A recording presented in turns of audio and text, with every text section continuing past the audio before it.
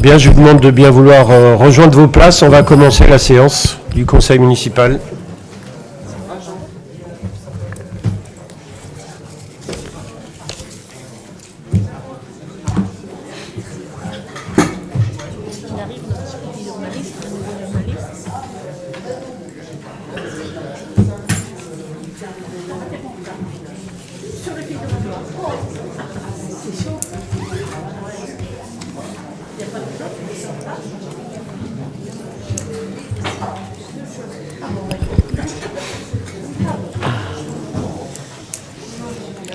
S'il vous plaît.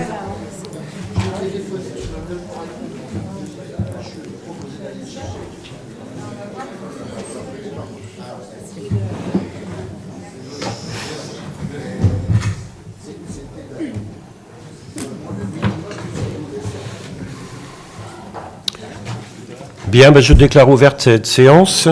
On va commencer par l'énumération des absents et des pouvoirs.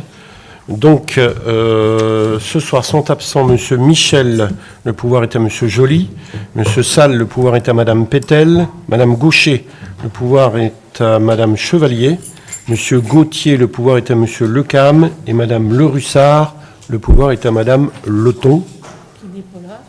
Qui va pas tarder. La voilà. Voilà. Et Magali va arriver aussi. Et Magali va arriver aussi. Isabelle Horry nous a dit qu'elle aurait un peu de retard, mais qu'elle doit venir. Très bien. Je vous propose de nommer comme secrétaire de séance Madame Chevalier, Marion Chevalier, s'il n'y a pas d'objection. Merci. Avant de commencer l'ordre du jour vraiment du conseil municipal, j'aurai 2 déclarations à faire. Alors, mesdames et messieurs, chers collègues, aujourd'hui, à l'occasion de cette réunion du conseil municipal, je souhaitais, en votre nom, rendre hommage à 2 hommes qui ont tragiquement perdu la vie en raison de leur engagement envers les valeurs fondamentales de notre République. J'ai nommé Dominique Bernard et Samuel Paty, qui ne sont pas seulement des noms, mais des symboles de la lutte pour la liberté d'expression, la laïcité et l'éducation. La République française repose sur les principes solides, la liberté, l'égalité et la fraternité. Ces valeurs sont au cœur de notre identité nationale, de notre pacte républicain et doivent être défendues avec vigueur. Dominique Bernard et Samuel Paty ont incarné ces idéaux en consacrant leur vie à l'éducation et à l'épanouissement de la jeunesse. Ils ont cru en la puissance de l'école de la République, un lieu où se forgent les esprits critiques et où se cultivent les valeurs de respect et de tolérance. La laïcité, pierre angulaire de notre société, garantit à chacun la liberté de croire ou de ne pas croire, tout en préservant l'espace public de toute influence religieuse. C'est cette laïcité qui permet à nos enfants d'apprendre dans un environnement où les différences sont respectées et où chacun peut s'épanouir sans crainte de discrimination. Samuel Paty et Dominique Bernard, par leur enseignement, ont su transmettre cette valeur essentielle, rappelant à ses élèves l'importance de la pensée critique et du débat d'idées. Il est crucial de souligner le rôle des enseignants dans la construction d'hommes et de femmes libres. Ils ne se contentent pas de transmettre des connaissances, ils forment des citoyens éclairés, capables de penser par eux-mêmes et de défendre leurs convictions. En honorant leur mémoire, nous affirmons notre soutien indéfectible à tous les enseignants et toutes les enseignantes qui, chaque jour, œuvrent pour une éducation de qualité et pour la transmission des valeurs républicaines. Rappelons-nous que la lutte pour la liberté d'expression et la défense de nos valeurs républicaines est un combat quotidien. Engageons-nous à poursuivre leur héritage, à protéger notre école et à défendre nos principes. Ensemble, faisons en sorte que la mémoire de Samuel Paty et Dominique Bernard continue d'inspirer des générations futures à devenir des citoyens responsables et éclairés. En leur mémoire, je vous demanderai de bien vouloir respecter 1 minute de silence.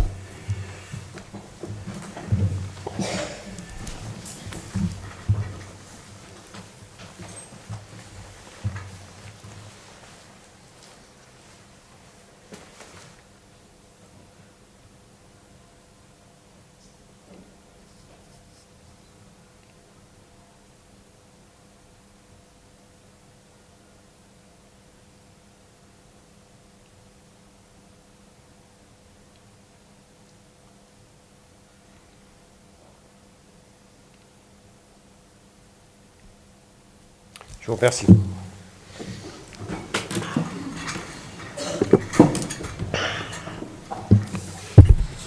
Je ferai une deuxième déclaration. Monsieur le maire. Oui. Bonsoir à toutes et tous. Nous nous associons bien sûr à cette déclaration. Pour nous, la laïcité est aussi d'une valeur, bien sûr, que nous partageons et que nous défendons ensemble, comme vous l'avez dit. Je vous remercie, monsieur le maire, d'avoir fait cette déclaration. Merci, monsieur Roulet. Je vais me permettre maintenant une déclaration concernant les inquiétudes budgétaires qui sont en discussion à l'heure actuelle. Donc, je voudrais vous partager mes inquiétudes sur les annonces de l'État au sujet du plan de financement du budget 2025. Les élus locaux dénoncent régulièrement les défaillances de l'État, notamment en matière d'éducation, de handicap, de politique environnementale et de la politique sociale, en particulier en faveur des personnes âgées dépendantes. Nos collectivités doivent souvent pallier ces lacunes via nos budgets et services publics locaux. Nous déplorons également que l'État s'approprie plutôt une part croissante des impôts locaux sans les compenser pleinement, tout en sous-traitant toujours plus de missions aux collectivités. Dans ce contexte, comment ne pas être sidéré par l'annonce du Premier ministre de ponctionner 5 milliards d'euros sur les budgets des collectivités locales afin de participer au redressement des comptes publics, alors que les déficits sont essentiellement générés par les politiques étatiques. Les chiffres évoqués d'économies à réaliser donnent le tournis à tous les responsables politiques. Pour la région, ce serait 56 millions d'euros, 21,4 pour le département et 5,6 millions d'euros pour la métropole de Rennes. C'est tout simplement gigantesque. Contrairement à l'État, les collectivités doivent voter des budgets à l'équilibre et ne peuvent emprunter que pour financer leurs investissements, qui concernent des services aussi essentiels que les équipements éducatifs et culturels, le transport en commun ou encore le logement social. La dette des collectivités reste stable depuis 30 ans. En 2024, les dépenses n'ont augmenté qu'en raison des coûts énergétiques et de la revalorisation des rémunérations des agents. Nous souhaitons alerter les habitantes et les habitants, les associations et l'ensemble des acteurs sociaux et économiques sur les conséquences directes, concrètes et inédites pour notre territoire. Devra-t-on supprimer des postes, fermer des écoles ou des crèches, réduire le nombre d'ATSEM qui prennent soin de nos enfants en maternelle, baisser nos subventions aux associations culturelles et sportives, augmenter les tarifs de la cantine, des temps périscolaires? Ces décisions impacteront également nos investissements. Devra-t-on arrêter de rénover nos bâtiments et d'investir dans la transition écologique? Nous dénonçons donc ces arbitrages budgétaires qui n'ont pas de sens, alors que d'autres solutions existent pour rééquilibrer les comptes publics, pour qu'on ait le sens de la justice sociale. En allant par exemple réinterroger la suppression de l'ISF, les baisses des cotisations sociales ou encore la lutte insuffisante contre la fraude fiscale. Il est temps que le gouvernement reconnaisse que les élus locaux sont en première ligne pour assurer les services publics à la population et que leurs actions de tous les jours se font dans la volonté de les préserver. Et qu'au final, ce sont bien les habitants de nos communes qui risquent de pâtir de cette politique nationale. Je vous remercie.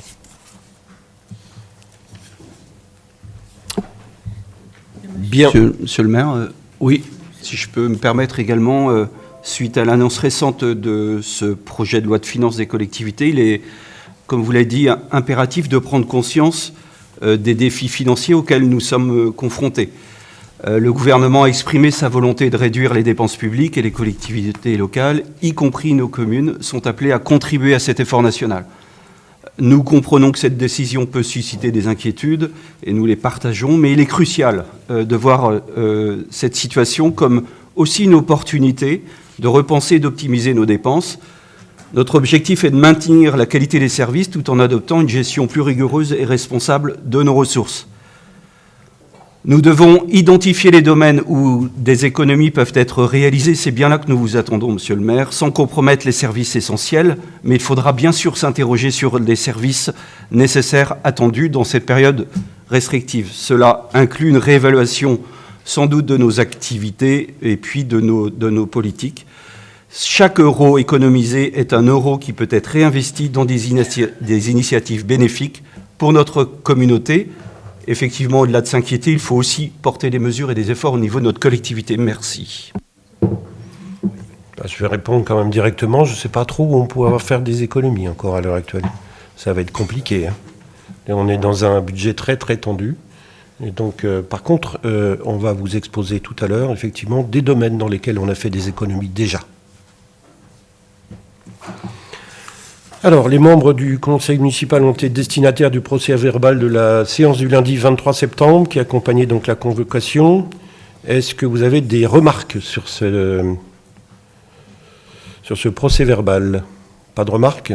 Très bien, donc on va passer à l'ordre du jour du Conseil. Donc la première délibération concerne les décisions prises par délégation du maire de juillet à septembre 2024. Vous avez eu avec la convocation les différentes délégations, les différentes signatures qui ont été les miennes concernant différentes politiques. Est-ce que vous avez des observations à faire sur ces décisions?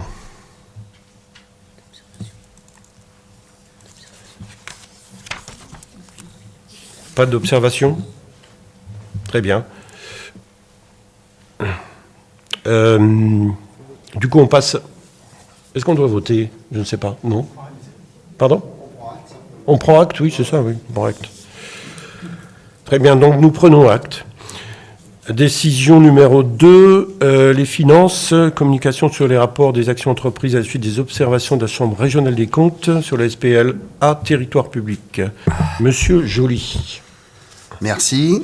En application des articles L211-3 et suivants du Code des juridictions financières, la Chambre régionale des comptes a procédé au contrôle des comptes et de la gestion de la SPLA territoire public et du GIE territoire dont la ville détient des parts de capital.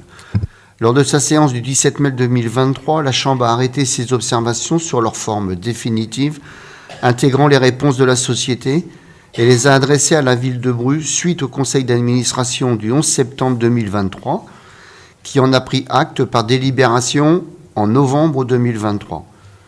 En application de l'article L243-9 du Code des juridictions financières, un rapport est présenté au conseil d'administration de la société dans le délai d'1 an, à compter de la présentation du rapport d'observation définitive de la CRC sur les actions entreprises à la suite des observations de la Chambre.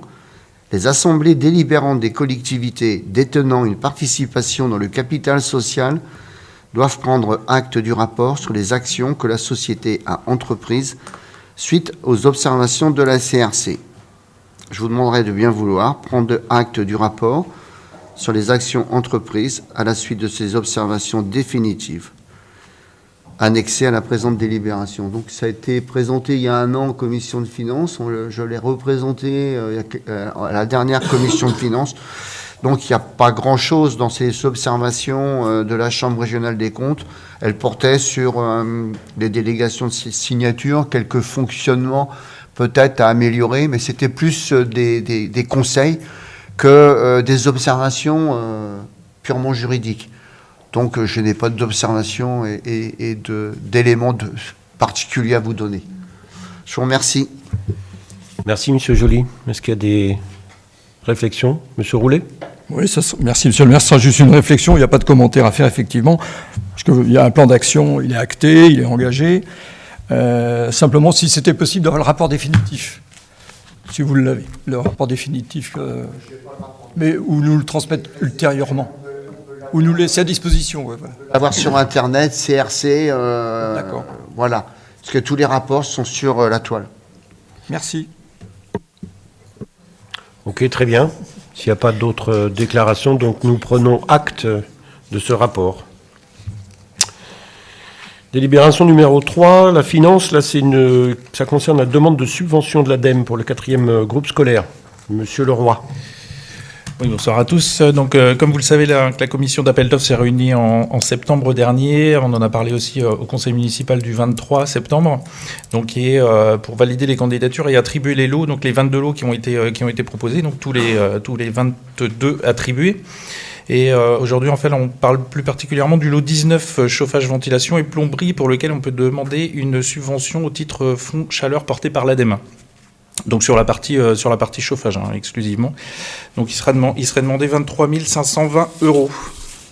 Pour cela, donc, je vous demanderai de bien vouloir approuver les modalités de financement prévisionnel telles que écrites dans le tableau et d'autoriser Monsieur le maire à solliciter auprès de l'ADEME l'attribution de la subvention Fonds Chaleur d'un montant de 23 520 €. Merci Leroy. Bertrand Leroy. Merci monsieur. Merci monsieur Leroy, excusez-moi. Est-ce qu'il y a des observations sur cette décision? Pas d'observation, donc je passe au vote. Qui vote contre? Qui s'abstient? La proposition est adoptée à l'unanimité. Merci, excusez-moi, monsieur Leroy. Bien, décision numéro 4 maintenant. Il s'agit de cession de place de stationnement au parking Pagnol. Madame Pinard. Bonsoir. La ville de Bru est propriétaire de 94 places de stationnement au premier sous-sol de la copropriété Pagnol, dont l'accès se fait par la rue Huguette-Gallet. Suite à la fermeture de ce parking au public, la ville souhaite vendre certaines places non utiles aux besoins des services.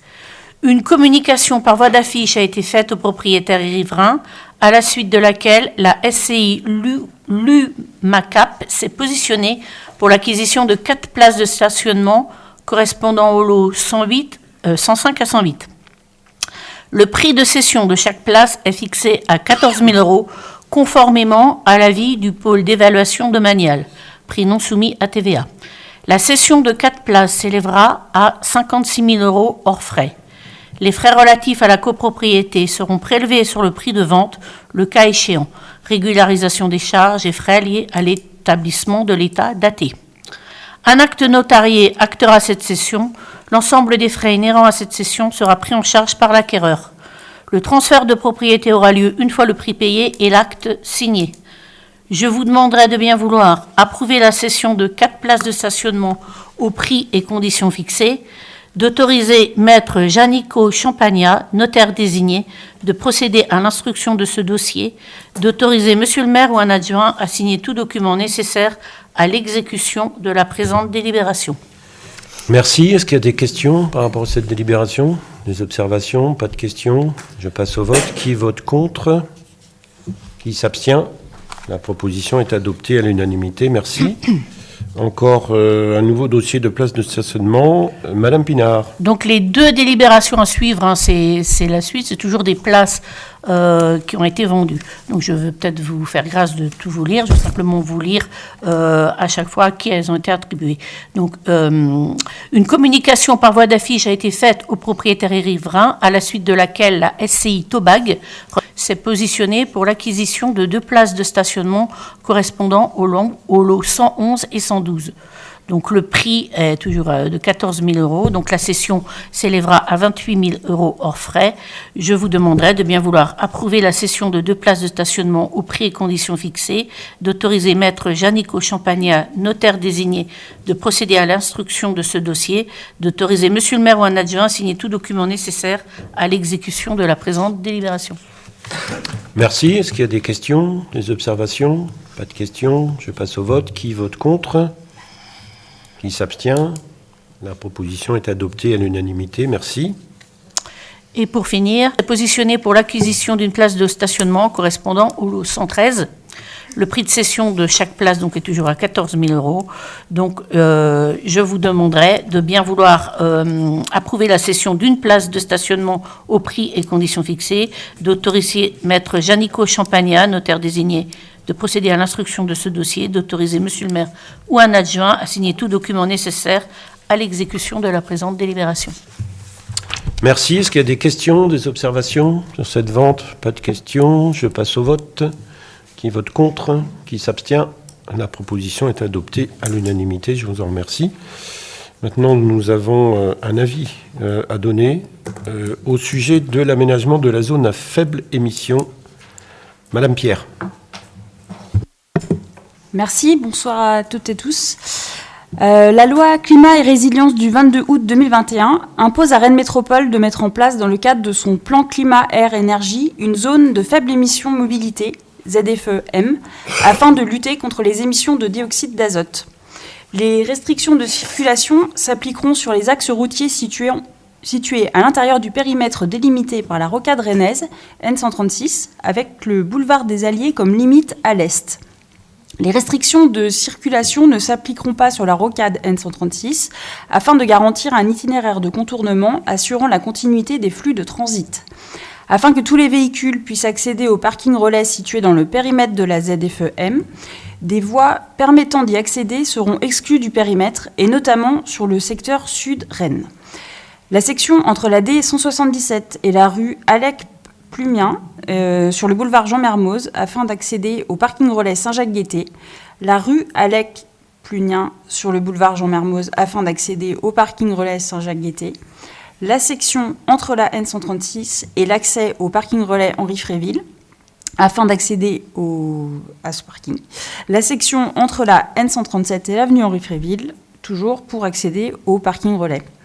À compter du 1er janvier 2025, sur les rues ouvertes à la circulation publique incluses dans le périmètre de la ZFE-M, la circulation est interdite en permanence aux véhicules dits non classés, au sens de la classification établie par l'arrêté ministériel du 21 juin 2016 susvisé. À compter du 1er janvier 2027, l'interdiction de circulation sera étendue aux véhicules classés certificat qualité de l'air critère 5. À compter du 1er janvier 2029, l'interdiction de circulation sera étendue aux véhicules classés critère 4 et à compter du 1er janvier 2030, l'interdiction sera étendue aux véhicules classés critère 3. Cependant, certaines catégories de véhicules pourront bénéficier de dérogations permanentes ou temporaires.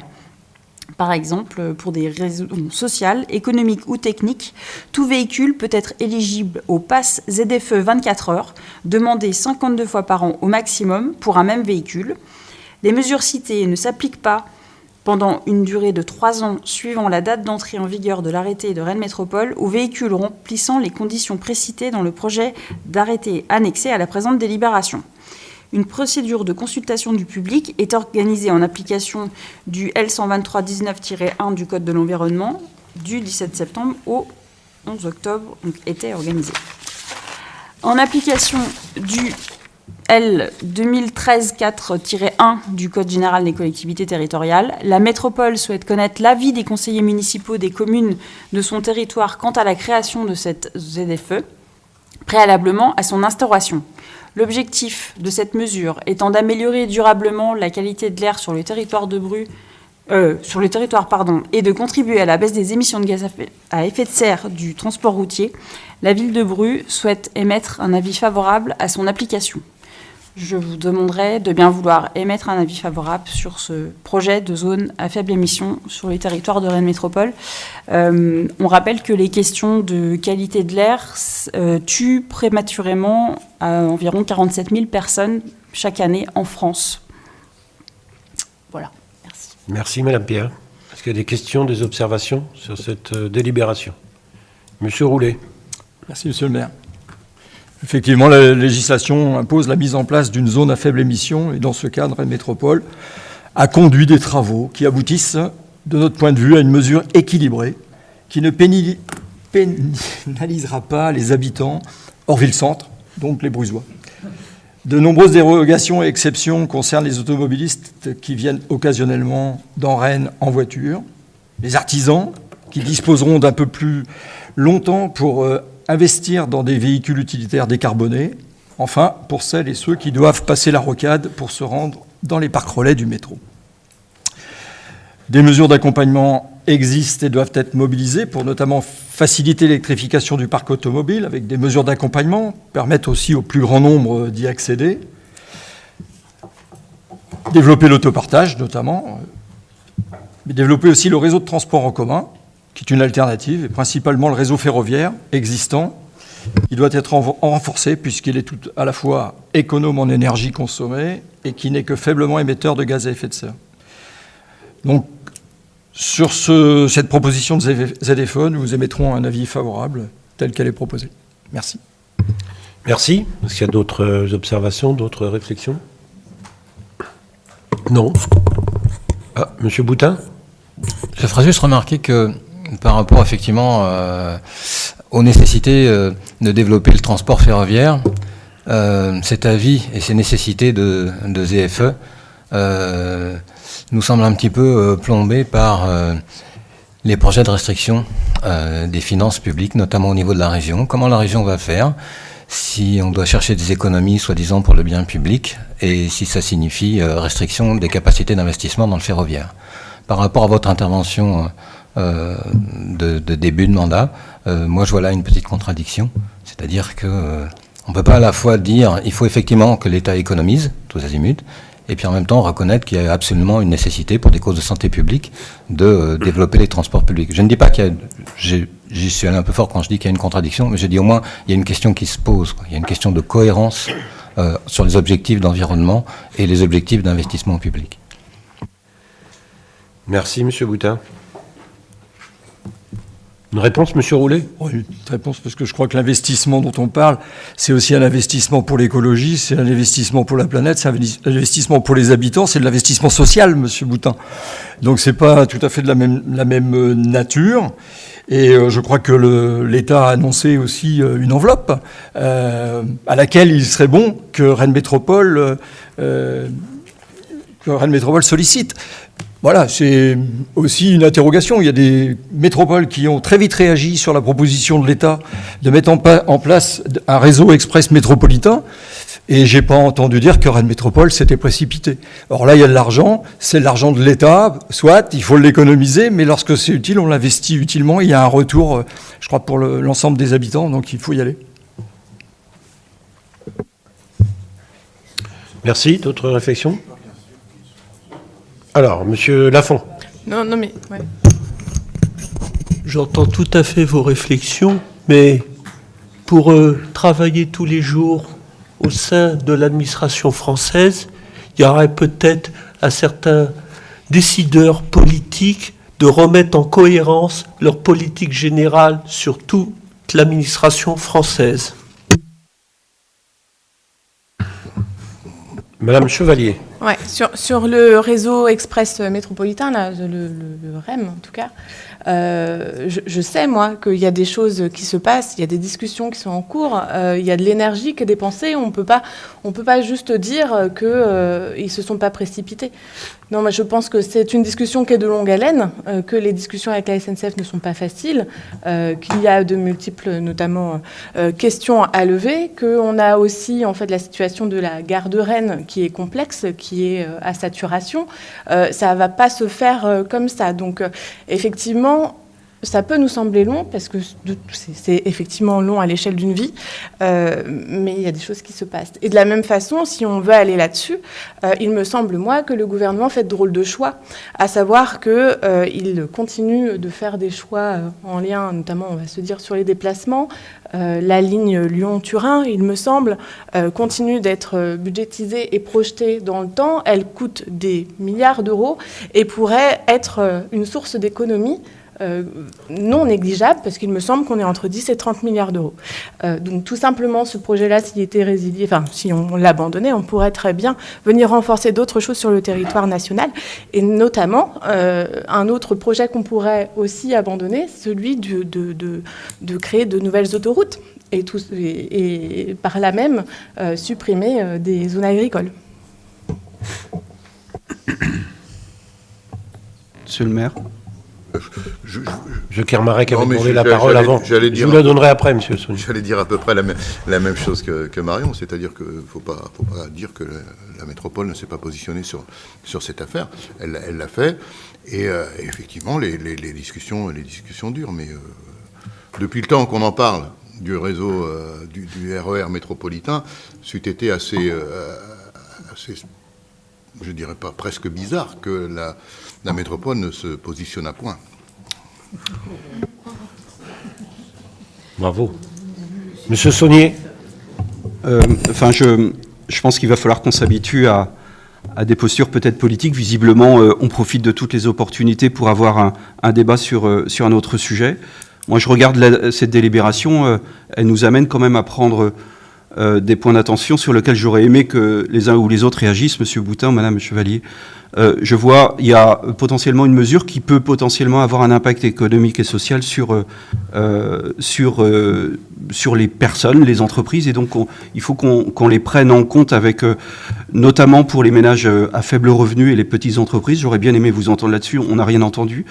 Les véhicules plus anciens, souvent utilisés par des personnes plus précaires, seront peut-être les plus touchés. C'est sur le fond dont il faut parler. Il est impératif de prévoir des mesures d'accompagnement, et c'est là-dessus que l'on vous attend et que l'on attend aussi la métropole, pour ne pas aggraver les inégalités sociales. Premier point.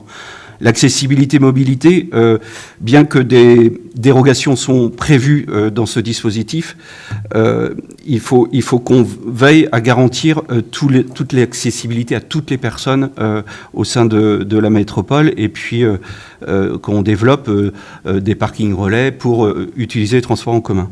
Troisième point, sur la communication et sensibilisation, l'enjeu de la mise en œuvre d'une telle mesure porte en grande partie sur la communication, la sensibilisation des citoyens. Il est crucial de mener des campagnes d'information et d'accompagner l'ensemble des collaborateurs sur les modalités de mise en œuvre. On a vu que c'est compliqué, je mets au défi aujourd'hui tout le monde d'expliquer ce qui va se passer. C'est pas simple, et ça commence ici à Bru. Et enfin, Monsieur Boutin, il s'agit de suivre et d'évaluer la mise en œuvre de cette politique, et puis de voir quels vont être les effets, je l'espère, sur l'ensemble de notre aire urbaine.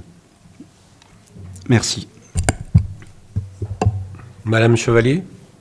Ouais, alors, moi, je vous invite à aller lire un article sur le Télégramme, une interview de Mathieu Teurier ce week-end, qui dit aussi que, effectivement, cette zone à faible émission, elle n'est pas idéale, mais elle n'est pas idéale en partie parce que le gouvernement n'a pas non plus fait ce qu'il fallait. À savoir que, mais oui, mais alors ça vous semble peut-être facile, mais moi je trouve aussi facile de venir taper en fait sur des élus locaux qui essayent de faire du mieux possible, qui essayent aussi en fait de préserver la santé en fait des habitants en fait de leur territoire. Et là, en l'occurrence, il y a plusieurs choses qu'on pourrait pointer du doigt. À savoir que, contrairement à nos voisins européens, quand il y a eu des zones à faible émission de créer, en fait, elles étaient aussi pensées plus globalement. On n'avait pas que la mobilité d'intégrer. On avait aussi la pratique intensive agricole, et notamment liée à l'usage des pesticides. Et là, on se rend bien compte, au vu du gouvernement actuel, et même ceux qui les ont précédés, que les pesticides n'est pour eux pas un problème, et bien au contraire, ça fait rentrer de l'argent, parce qu'on a une question de lobby derrière. Bon, il y a cette question-là. Après, vous parlez en fait de l'impact social. On ne le néglige pas. En l'occurrence, là aussi, le gouvernement a sa responsabilité. Pourquoi ils ne vont pas ouvrir un marché de la voiture électrique pardon, j'ai le mot qui m'échappe, mais d'occasion, voilà. Marché de l'occasion. Pourquoi est-ce que ça, en fait, ça ne vient pas non plus ? Il y a des réticences, notamment qui sont réglementaires, mais qui pourraient être levées. Voilà, donc après, moi, je trouve que c'est aussi un peu facile. Et puis, vous évoquiez les parkings relais. En l'occurrence, avec l'ensemble des projets qui sont liés à la mobilité, et on ne citera que les différentes lignes de trambus qui vont venir sur le territoire, il va y en avoir davantage des parkings relais qui viendront connecter aussi, du coup, l'ensemble du territoire métropolitain. Et il y a le renforcement, notamment, des lignes de TER sur le territoire, là, depuis la rentrée de septembre. Voilà. Donc après, on peut effectivement épiloguer et en parler longtemps, mais on fait avec les moyens qu'on a. Et encore une fois, comme ils viennent d'être, en tout cas, ils seront très certainement amputés en janvier 2025, on risque de ne pas réussir à faire aussi bien qu'on aimerait faire. Monsieur Roulet. Alors, s'agissant de la pollution de l'air, vous avez sûrement raison. Au cœur même de la ville, on sait qu'elle n'est pas due uniquement au pot d'échappement des véhicules thermiques. Moi, je crois qu'il faut s'inquiéter des taux élevés d'insecticides, de pesticides, de fongicides qui sont présents dans l'air. On a les derniers chiffres qui ont été publiés par Airbraze sur une campagne annuelle de 2023 qui révèlent que on a des insecticides qui sont interdits pourtant depuis plus de 20 ans, qui polluent encore l'air en plein cœur de ville, c'est-à-dire de la ville de Rennes. On se demande comment ils arrivent là, mais bon, voilà, c'est le constat qui est fait, et c'est le constat d'Herbraises. On sait que ces quantités sont supérieures à la norme qui ont été définies. Ça doit nous interroger, vous l'avez dit, sur nos pratiques et nos usages. Alors c'est vrai que la ZFE ne règle pas tout, mais le législateur, il a dit aussi que les métropoles doivent se doter d'un plan climat, air, énergie, territoire, et je crois que c'est là que ça va se jouer. Et que les mesures, elles doivent se réfléchir et se prendre à ce niveau-là. La santé de nos concitoyens, il fait partie de nos préoccupations majeures, de tous. Moi, je suis à peu près certain, tel que ce qui est engagé par Rennes Métropole, c'est qu'on aura un plan d'action qui sera à la hauteur de ces enjeux-là. Et je vous rejoins sur ce sujet-là. Maintenant, sur la ZFE et sur les moyens... Vous citez l'article dans le télégramme de M. Teurier, il évoque effectivement le marché du véhicule électrique d'occasion, il existe déjà, et il y a des mesures pour avoir du véhicule neuf à moins de 100 €, donc je pense que ça c'est possible aussi, et que c'est une mesure sociale qui est intéressante. Voilà. Moins de 100 €, il n'y en a plus beaucoup, hein. Ça a été quand même... Vous citez le plan énergie-climat territorial, mais il existe déjà, hein, ce PCAET. C'est bien pour ça, d'ailleurs. Il est en révision et il faut pas oublier de s'exprimer sur les différents canaux qui permettent de participer à la concertation, d'ailleurs, jusqu'au 20 octobre. Excusez-moi. Très bien, merci. Donc je note quand même qu'on émet unanimement un vote favorable à un avis favorable. Ok, très bien. Donc maintenant, toujours transition écologique, la convention de partenariat Ville de Bru, Université de Rennes 2. Madame Pierre. Oui. Alors, pour protéger la biodiversité et le climat, faire des économies d'énergie et préserver les finances publiques face à l'explosion des coûts énergétiques, la ville de Bru s'est engagée en faveur de la réduction du temps d'allumage de l'éclairage urbain. Soucieux de l'avis des concitoyennes et des citoyennes et citoyens brusois, des échanges ont lieu sous forme de groupes de travail avec les habitants volontaires et les élus, dans l'objectif de formuler des préconisations autour des questions d'éclairage public et de s'assurer d'un suivi. Donc, il s'agit du comité Lumière. Ce groupe de travail bénéficie de l'accompagnement d'enseignants-chercheurs qui travaillent sur la sobriété lumineuse via le projet Lune, donc la lumière la nuit, nuit à l'environnement. L'exemple de Bru représente un terrain complémentaire de recherche sur l'étude Lune à laquelle est associé Rennes 2 en partenariat avec l'université Gustave Eiffel, Toulouse 3, Nantes et le CEREMA. Les objectifs, comprendre les contraintes du terrain, évaluer les stratégies d'éclairage public, analyser les nuisances lumineuses et rechercher des compromis.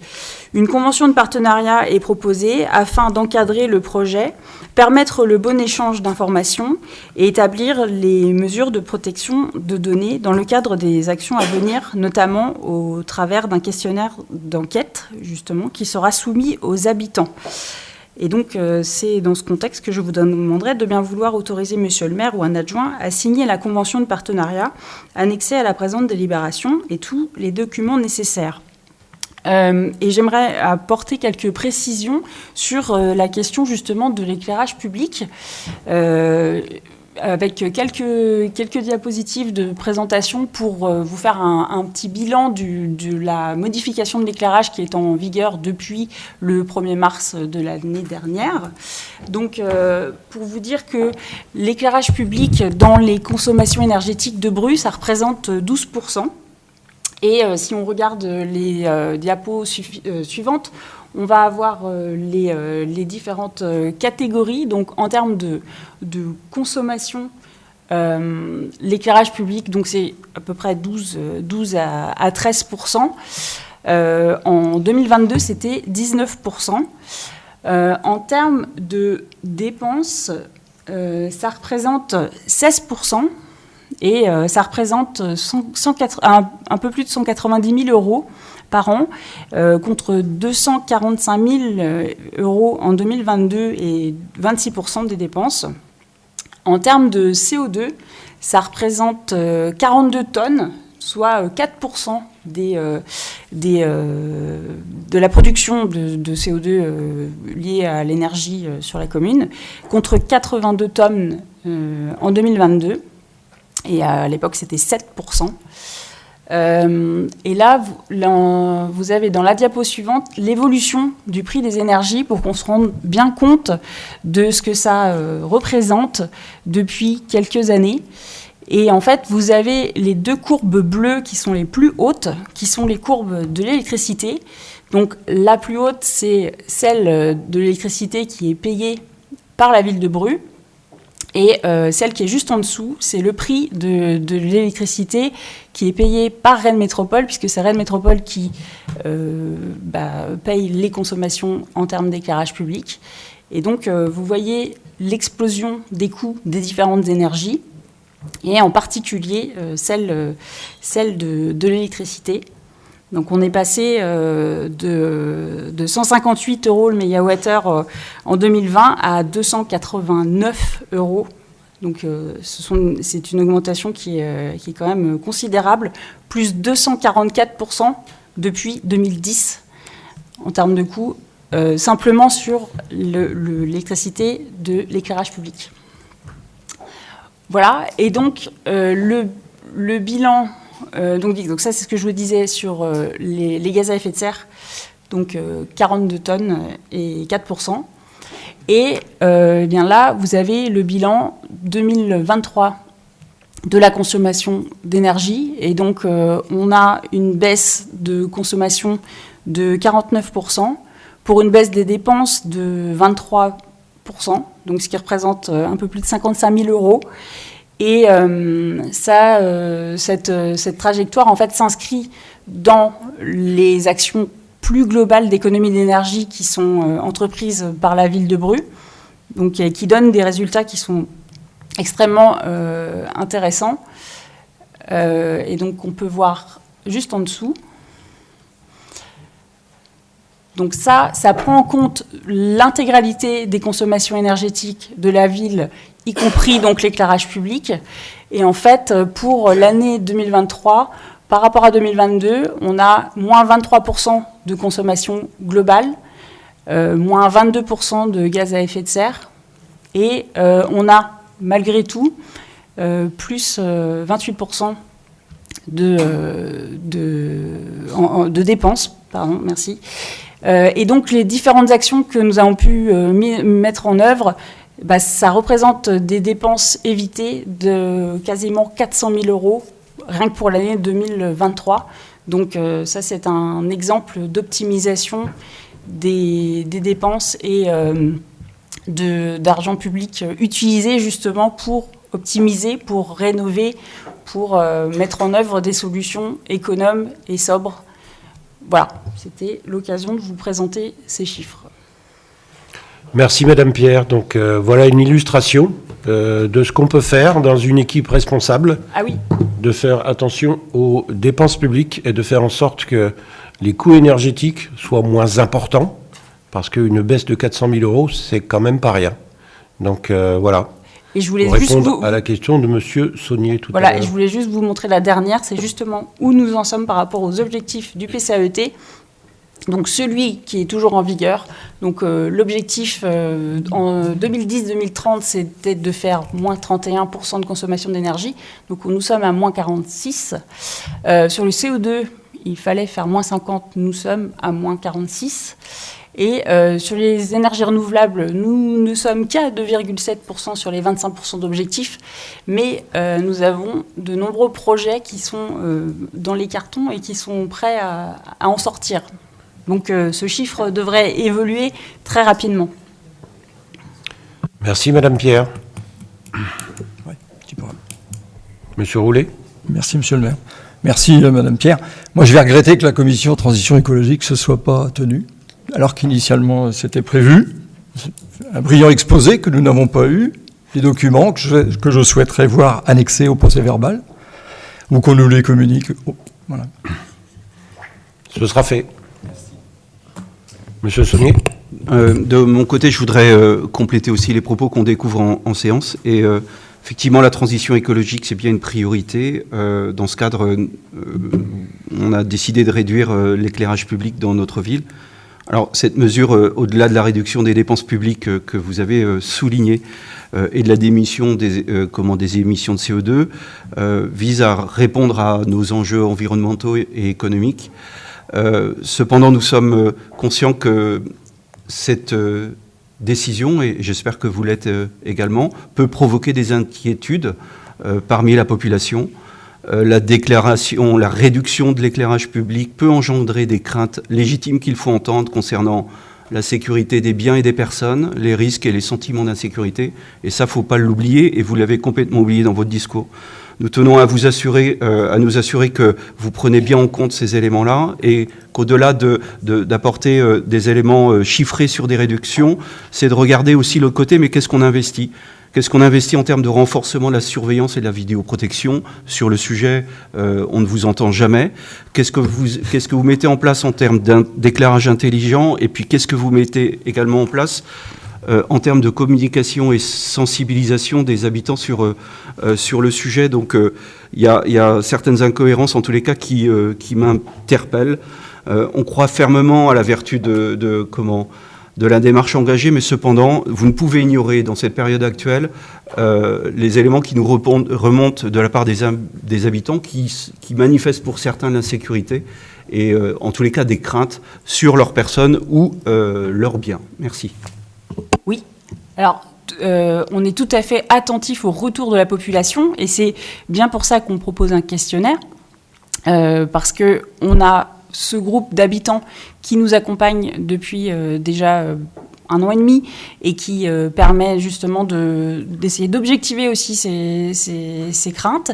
Il y a un sentiment qui peut être effectivement ressenti comme de l'insécurité et qui peut être assez désagréable, et ça, nous en sommes tout à fait conscients. Pour autant, les remontées ne sont pas spécialement abondantes en termes de plaintes. Donc c'est aussi pour ça qu'on fait un questionnaire, c'est pour essayer de voir si par d'autres canaux, on aura d'autres remontées.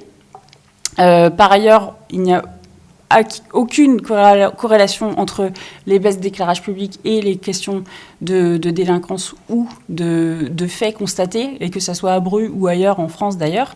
Donc l'idée est de trouver un équilibre et d'avoir un éclairage qui soit le plus juste par rapport aux besoins. Et donc nous sommes tout à fait dans le dialogue et prêts à ajuster tout ce qui sera nécessaire. Mais effectivement, pour l'instant, avec les habitants, nous avons fait le choix de certains horaires et nous restons sur ces horaires à partir du moment où on n'a pas de faisceau de présomption qui nous disent que la majorité des gens sont dans la difficulté par rapport à cette question. Et le comité Lumière est ouvert aux élus de la minorité pour venir participer au débat. Merci Madame Pierre. Monsieur Ravaud ? Écoutez, si vous nous entendez jamais sur la tranquillité publique et la sécurité, on va prendre date, puisque vous allez prochainement nous entendre. C'est un scoop, mais il y aura une réunion publique sur la tranquillité publique et la sécurité le 13 novembre. Et bon, Madame Pierre l'a bien parlé, la corrélation qui n'existe pas entre le nombre d'accidents et l'éclairage un petit peu, l'éclairage raccourci. Il n'y a aucune corrélation. On est allé rencontrer aussi bien la police municipale que la gendarmerie. Il n'y a aucun fait constaté. C'est simplement des représentations. Et il y aura aussi tout un article conséquent sur la chose dans le prochain Brumag qui concerne la tranquillité publique et la sécurité sur la ville de Bru. J'ajouterais aussi que concernant la vidéoprotection, quand on est arrivé, on a constaté qu'il y avait effectivement des caméras de vidéoprotection qui avaient été installées, sauf que la moitié ne fonctionnait pas et que ça a été un vrai problème parce que les gendarmes, quand ils ont besoin des vidéos, la plupart du temps, c'était compliqué de pouvoir leur fournir des images correctes. Donc nous avons décidé d'investir et nous avons changé le logiciel, changé certaines caméras et maintenant toutes les caméras fonctionnent. Donc ça c'est quand même une nouveauté Donc, et cette vidéoprotection, elle existe et elle est à disposition évidemment de la gendarmerie dès qu'ils en ont besoin. Monsieur Boutin. 2 ou 3 précisions. Ce comité Lumière, dans les premiers temps où il avait proposé certains horaires, a en fait été conduit à faire des propositions et à modifier 2 fois un certain nombre d'aménagements. C'est-à-dire que, par exemple, sur la requête d'un certain nombre de personnes qui travaillaient tôt le matin, l'horaire du matin a été changé, c'est-à-dire que le comité Lumière est à l'écoute des habitants qui se manifestent, aucun souci. Et puis, un point important qui était l'éclairage de la question liée au cinéma, les environs du cinéma, puisque ça peut effectivement poser question que les lumières s'éteignent avant la fin des séances. Eh bien, ça aussi, ça a été rediscuté et réactualisé, repensé. Et il y a ensuite un autre élément dont vous avez parlé. Vous parlez bien, Monsieur Saulnier, des risques ou des craintes. Eh bien, l'intérêt de la convention de partenariat, c'est justement d'avoir une enquête scientifique sur la perception par les habitants, la totalité des habitants, sur cette différence entre les risques et la mesure du risque objectif. La crainte du risque et la mesure du risque objectif. Ces scientifiques sont parfaitement au courant du fait que le noir, chez l'être humain, provoque de l'inquiétude. La question, c'est de mesurer et de ne pas faire en sorte que, sur la base d'une crainte qui ne serait pas fondée dans la réalité, on en arrive en fait à dépenser davantage que ce qu'il est nécessaire. Madame Marchais ? Oui, juste pour apporter un petit peu d'eau au moulin concernant les problèmes d'insécurité. Donc, dans le cadre de l'étude qui est en phase de se terminer sur la construction du plan égalité femmes-hommes, un diagnostic pointu sur la ville de Bru a été mené, et notamment sur les politiques qui sont liées au partage de l'espace public. Et effectivement, il y a bien un sentiment d'insécurité qui peut être généré par cette absence d'éclairage. Donc, pour corroborer ce que dit M. Ravaud, effectivement, dans les chiffres, il n'y a rien. Pour autant, il ne faut pas effectivement sous-estimer le sentiment d'insécurité.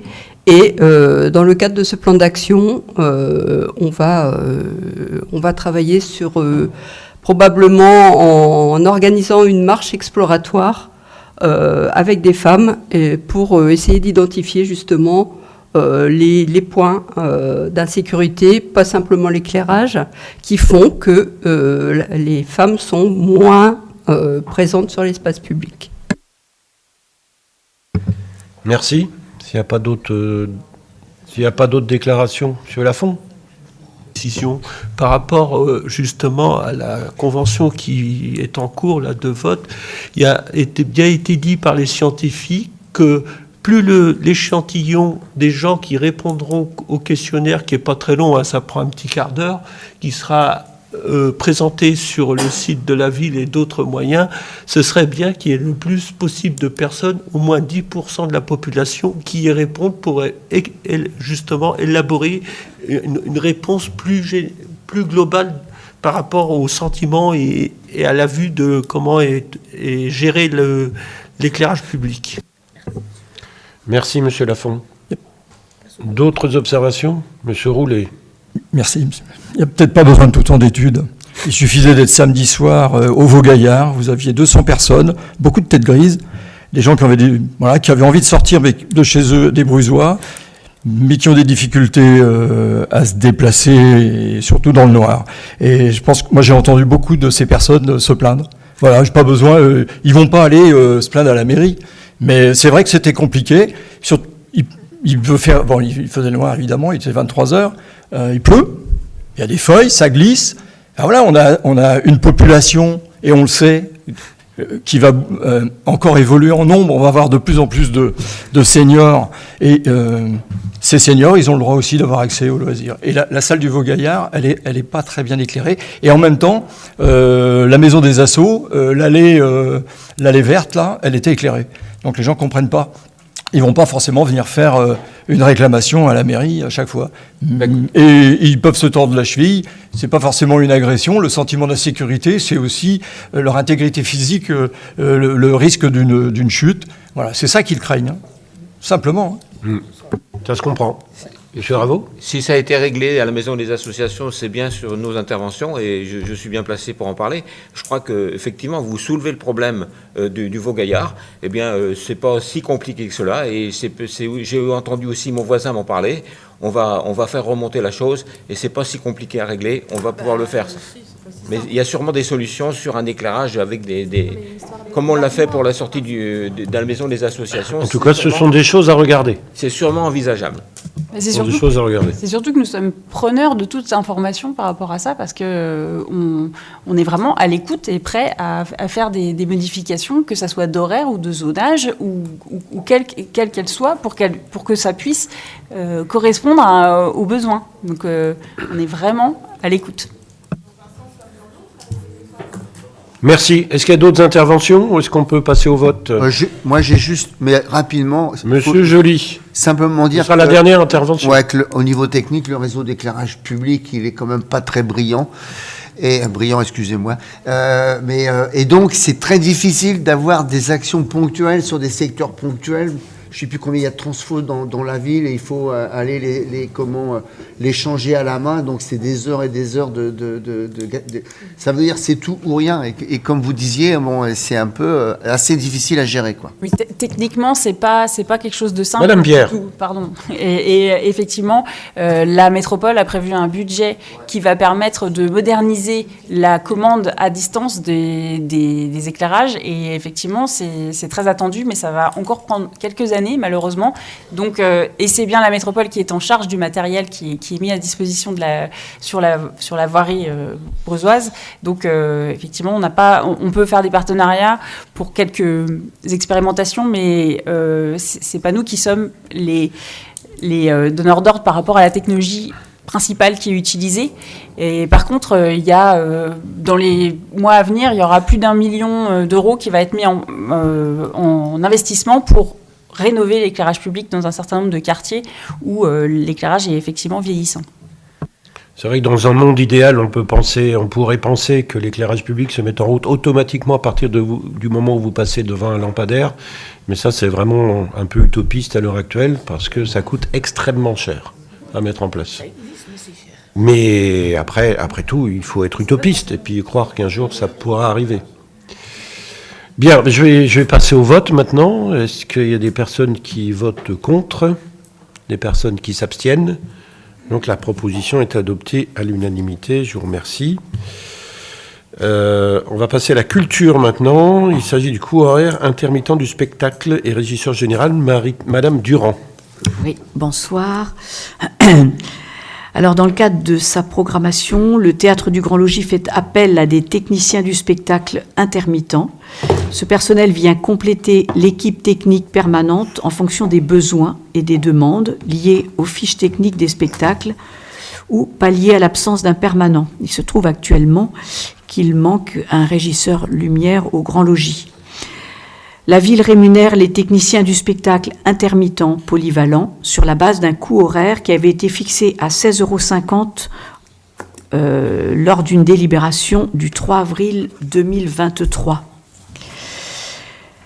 L'organisation technique du Théâtre du Grand Logis est mise en place, coordonnée et suivie par le régisseur général permanent. Ce poste nécessite une compétence technique son ou lumière, mais aussi des formations et habilitations spécifiques. Donc le SIAP 1, qui correspond à le service de sécurité incendie et d'assistance à la personne, l'habilitation électrique, les notions d'accroche et de levage, le CACES-nacelle et le scaffolder qui permet d'installer des échafaudages. Afin de pallier à l'absence éventuelle du régisseur général permanent, de le suppléer lorsque l'amplitude ou la charge de travail est trop importante, il est proposé de faire appel à un intermittent du spectacle, régisseur général, possédant une expertise supplémentaire. Celui-ci devra répondre aux exigences techniques citées ci-dessus. Au regard de ces spécificités, il est proposé de créer un coût horaire plus important adapté à ce niveau d'expertise et de le fixer à 20 € brut de l'heure.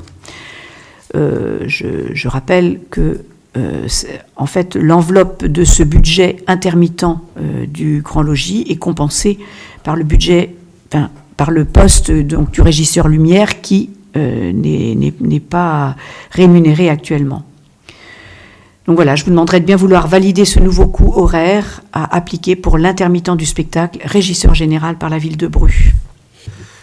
Merci Madame Durand. Est-ce qu'il y a des questions par rapport à cette délibération?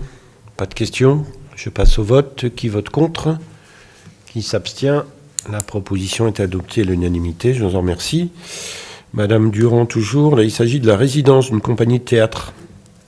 Oui.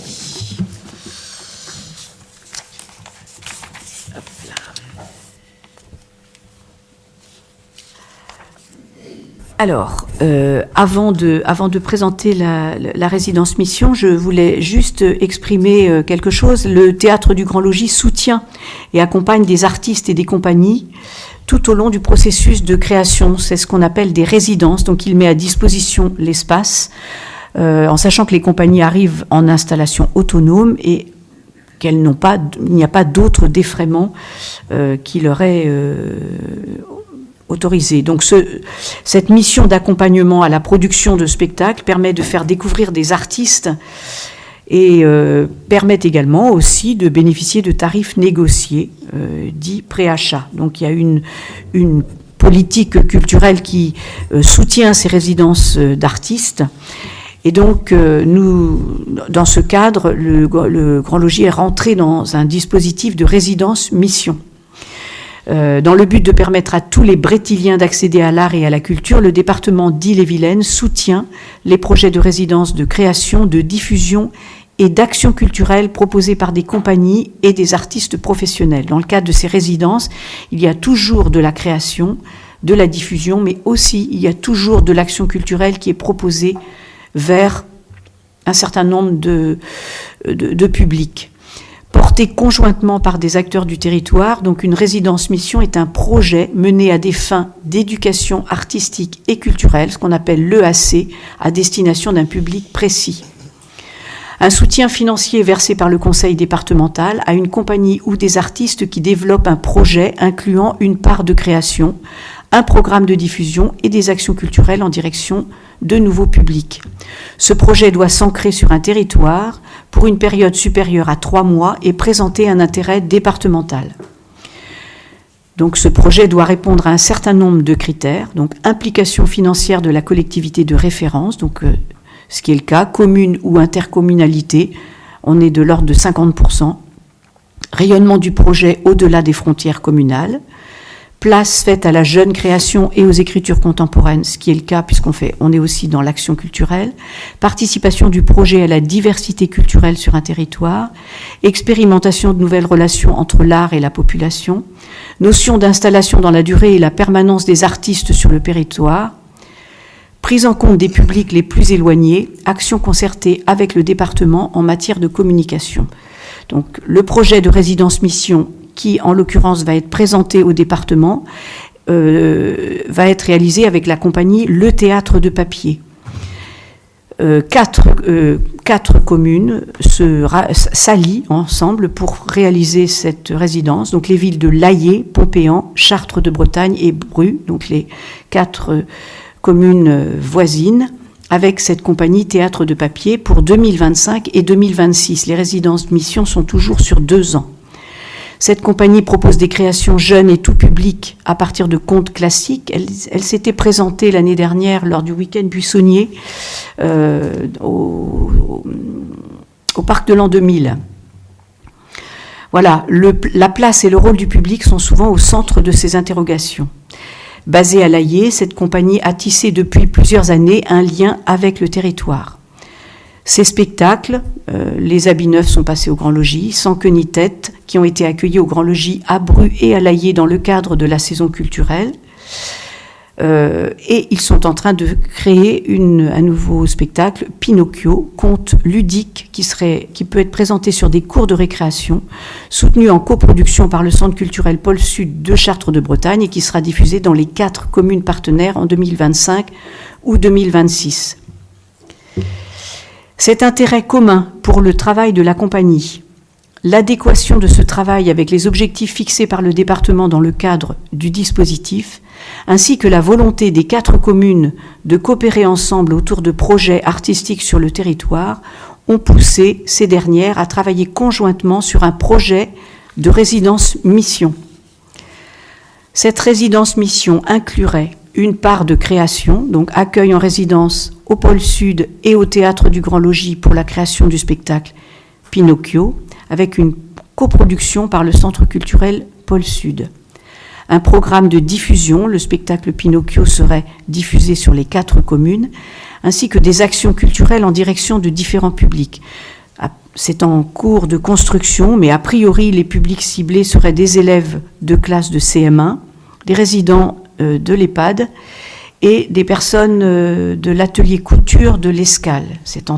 Tout ça, c'est en train de se construire. Une demande de subvention est adressée avant le 15 novembre 2024 au service action culturelle du Conseil départemental d'Ille-et-Vilaine pour étude par la commission culture. Dans le cadre de ce dispositif, le Conseil départemental engage une somme égale à l'enveloppe globale engagée par les différents partenaires du projet réuni. Donc 4 communes porteuses. On évalue à peu près un soutien de à peu près 1 000 euros en 2025, 1 000 euros en 2026, et ce serait l'équivalent pour la ville de Bru. Ce cofinancement permet à chaque commune de réaliser un projet global plus ambitieux dans une perspective budgétaire modérée et mutualisée, et d'aller plus loin dans la collaboration avec la compagnie sur les différents territoires, en mettant en place des actions qui n'auraient pas été possibles sans un soutien financier complémentaire. Voilà, je rappelle juste que le budget de cette résidence est intégré au budget action culturelle qui sera proposé en 2025. Je vous demanderai de bien vouloir approuver la signature de la convention qui engagera la ville de Bru à participer à cette résidence mission en 2025 et 2026 avec les collectivités concernées et le conseil départemental d'Ille-et-Vilaine. Et je vous demanderai de bien vouloir approuver la mise en place de cette résidence mission en 2025-2026 qui fera l'objet d'une convention entre les villes de Bru, Chartres, de Bretagne, l'Allier, Pompéan et le département. Merci Madame Durand pour tous ces précisions. Est-ce qu'il y a des questions sur cette délibération? Pas de questions, pas d'objections. Je passe au vote. Qui vote contre? Qui s'abstient? La proposition est adoptée à l'unanimité. Merci. Culture, toujours. Là, il s'agit de la mise à disposition des locaux pour le CNPF. CNFPT, pardon, excusez-moi. Madame Marchais, NFPT. Oui, juste avant de vous présenter donc les 2 dernières délibérations, juste un petit mot concernant la politique d'égalité femmes-hommes qui se met en place à Bru, suite à la signature de la charte européenne pour l'égalité entre les femmes et les hommes dans la vie locale que nous avons signée en mars 2002, avec 2022, oui, parce que, pardon. Voilà. Donc, depuis cette date, de nombreuses actions de sensibilisation ont vu le jour et des actions concrètes dans différents secteurs de nos politiques publiques se mettent en place, hein, comme l'aménagement des cours d'école, par exemple. Je voulais juste redonner quelques éléments d'actualité pour montrer la pertinence de l'engagement de la ville dans des actions aussi bien réparatrices que de prévention dans le domaine. Rapport du Haut Commissariat à l'égalité début 2024, 94% des plaintes pour viol sont classées sans suite en France. Une étude récente de l'UNICEF montre qu'une femme de moins de 18 ans, c'est-à-dire une enfant, sur 8 a été victime d'un viol ou d'une agression sexuelle dans le monde. Et le pourcentage, donc ça fait 12,5%, le pourcentage monte à 14% quand il s'agit de l'Europe. Et puis, pour terminer, j'aimerais qu'on salue au passage le courage de Gisèle Pellicot, qui a souhaité faire face aux accusés et aux vidéos de viol en refusant le huis clos de son procès. On peut espérer que cette démonstration est suffisamment pédagogique et qu'elle va déboucher sur un plan conséquent pour s'attaquer aux racines du fléau. Voilà. Donc, la première délibération porte sur la mise à disposition gracieuse de locaux du Grand Logis pour le Centre national de la fonction publique territoriale pour la journée du 18 novembre 2024. Donc, le CNFPT et l'organisme de formation des collectivités territoriales. Une contribution financière lui est versée chaque année à hauteur de 0,9% de la masse salariale. En contrepartie, le personnel de la ville bénéficie de formations catalogue, mais aussi également de formations spécifiques en intra, c'est-à-dire ici à Bru, correspondant aux orientations de son plan de formation. Elles sont alors organisées dans ces locaux et parfois mutualisées avec d'autres collectivités locales, ce qui va être le cas pour celle qui nous est présentée, qui vous est présentée. C'est dans ce contexte et en cohérence avec le projet politique de l'équipe municipale qu'un temps fort égalité femmes-hommes se tiendra au Théâtre du Grand Logis le 18 novembre 2024. Il est ouvert à l'ensemble des managers de la ville de Bru. Ça représente, je crois, autour de 45 agents. Et également à d'autres agents de collectivités voisines. Cette formation est organisée et prise en charge financièrement par le CNFPT. Il est toutefois convenu que la ville mette à disposition gracieusement une partie des locaux du Grand Logis afin d'y accueillir la compagnie de théâtre Échappée Belle, qui interviendra et animera la session sous forme de scénette et qui sera accompagnée pour l'occasion par un sociologue, Christophe Pecker, qui sera présent pour faire réagir le public aux scènes évoquées et apporter son éclairage sur les situations vécues. Une convention que vous avez eue avec la convocation fixe les modalités d'utilisation des locaux pour la journée du 18 novembre 2024 et je vous demanderai de bien vouloir approuver la mise à disposition gracieuse des locaux au sein du Grand Logis pour le CNFPT, les termes de la convention conclue entre la ville et cet organisme public et d'autoriser Monsieur le maire à la signer. Merci. Merci Madame Marchais. Est-ce qu'il y a des questions, des observations par rapport à cette délibération? Pas de questions. Je passe au vote. Qui vote contre? Qui s'abstient? La proposition est adoptée à l'unanimité. Je vous en remercie. Là, il s'agit de vie associative. Et là, c'est la convention du CIDFF pour les permanences de consultation juridique. Madame Marchais. Oui, alors cette fois, il s'agit d'une convention donc, portant sur une convention qui se met en place avec le Centre d'information à destination des familles et des femmes. La ville a signé en même temps que Rennes Métropole, je le rappelais tout à l'heure, la charte européenne de l'égalité entre les femmes et les hommes dans la vie locale et s'est engagée dans une démarche globale d'élaboration et de mise en œuvre de ces politiques publiques sur le sujet. C'est dans ce contexte qu'il est proposé de passer une convention avec le Centre d'information sur les droits des femmes et des familles.